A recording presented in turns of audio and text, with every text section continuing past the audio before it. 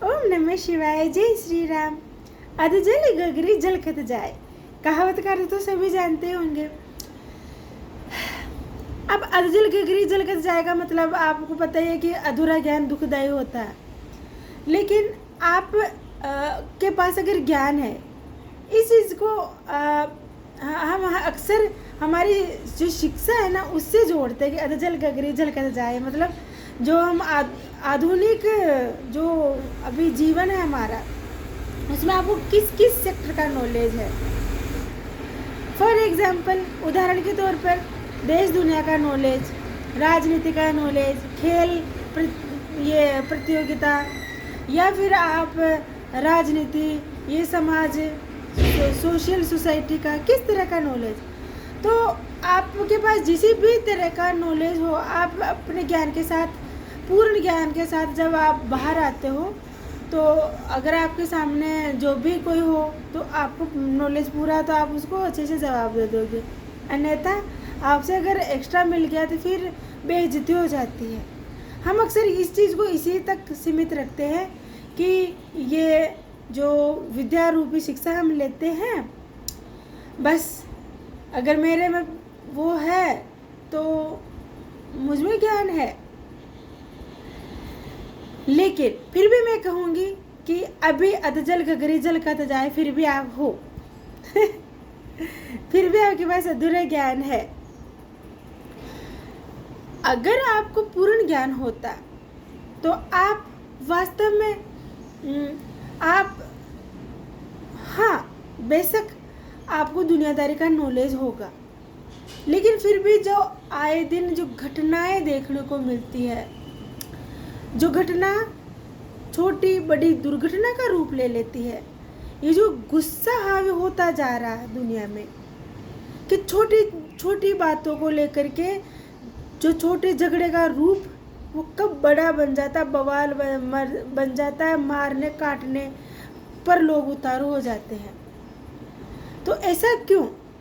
अगर आपको ज्ञान है पूरा, आपके अकड़ाहट आ गई है, आपको ज्ञान है पूरा, फिर भी चीज़ें इतनी ज़्यादा क्यों बिगड़ती जा रही है।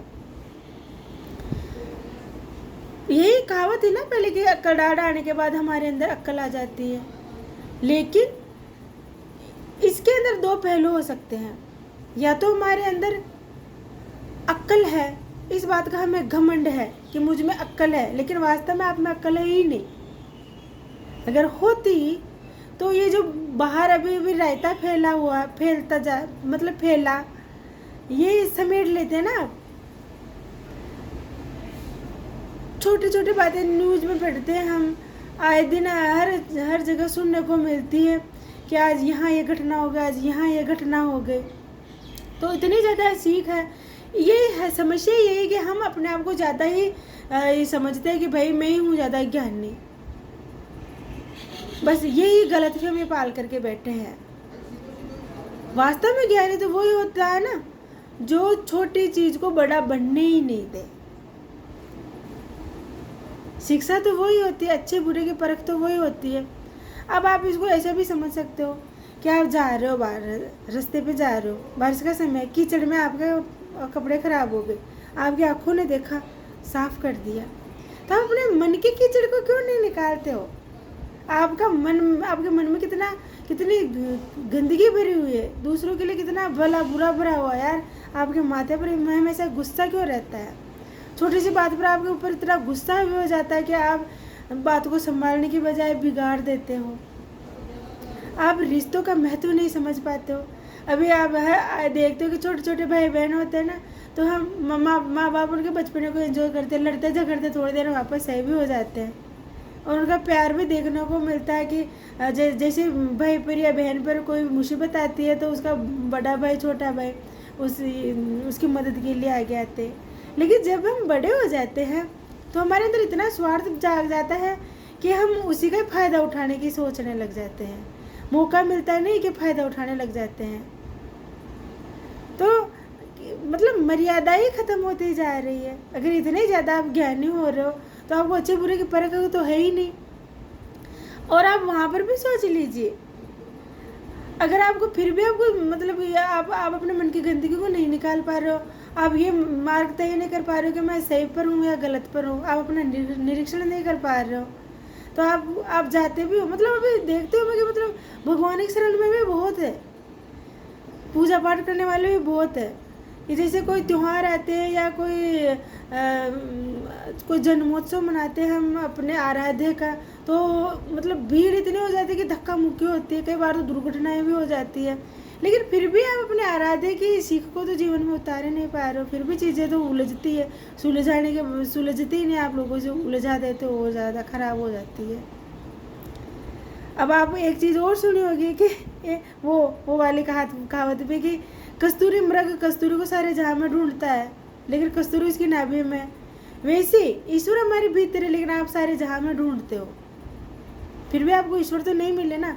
मिलते हैं तो आप अच्छे बुरे की परख करते हैं। और ये जो हमारे समाज में इतनी सारी जो बुरी चीज़ें सुनने को मिलती है, ये जो घटनाएं होती है, जो एक दूसरे के लिए हमारे मन में जहर भरा हुआ है, ये होता ही नहीं।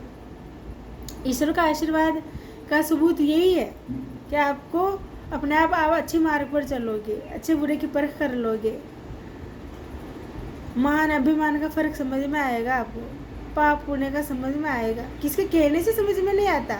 आप हम जैसे कोई भी बोलता है ना, तो आप इस कहानी सुन के इससे निकाल लेते हो, लेकिन जब आप भीतर से सीखोगे, अपने आप से सीखोगे ना, तब आप वास्तव में तभी सही चलोगे। नहीं तो आप लाख चाहे कोई कितना भी कह दे, आप लाख कितना भी सुन ले, आपको समझ में ही नहीं आएगा। जब तक आप अपने भीतर अपने आत्मा रूपी स्वरूप को, अपने आत्मा रूपी ईश्वर से आपका मिलन नहीं हो जाता है, तब तक आपको कोई कुछ भी सिखा ले, आपको समझ में नहीं आएगा। इसीलिए आपकी आँखें आपके शरीर का आपके शरीर का मार्गदर्शित करती है, आपको मार्ग दिखलाती है। वैसे ही हमारे आत्मा को अगर हम अपनी आँखें बना लें, तो वो हमारे इस चंचल मन को गुमराह नहीं होने देगी और आपको सही सुमार्ग पर लेके जाएगी सदैव। इससे आप भी सुखी रहोगे और आपके आसपास के सभी कोई सुखी रहेंगे। याद रखें। ओम नमः शिवाय। जय श्री राम।